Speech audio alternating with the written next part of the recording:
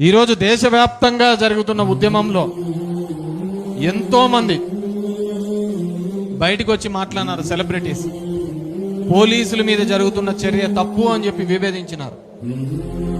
ఏమైనారు మన ఆంధ్రప్రదేశ్లో ఉన్న సెలబ్రిటీస్, తెలుగు రాష్ట్రాల్లో ఉన్న సెలబ్రిటీస్ ఎందుకు మాట్లాడలేకపోయినారు?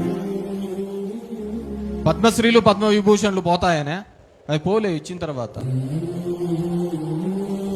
ఇన్కమ్ ట్యాక్స్లు, ఈడీలు, ఐటీలు లేకుంటే సిబిఐలు రైడ్లు చేస్తారనే.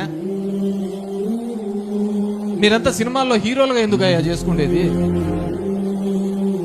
మేము కొండవీడి దొంగ సినిమా అప్పుడు చూస్తా అంటే దాంట్లో ఆమె కథరా చెప్తా అంటది, కష్టాలు ఉన్నప్పుడు వస్తాడమ్మా అంటే వస్తాడమ్మా, వాడు తెల్ల గుర్రం మీద నల్ల ముసుగేసుకొని నల్ల కుక్కేసుకొని వస్తాడంటే ఓ బ్యాక్గ్రౌండ్ లో ఎదురే నాకు లేదు నన్నెవడు ఆపలేడు అని వస్తాడు పాట.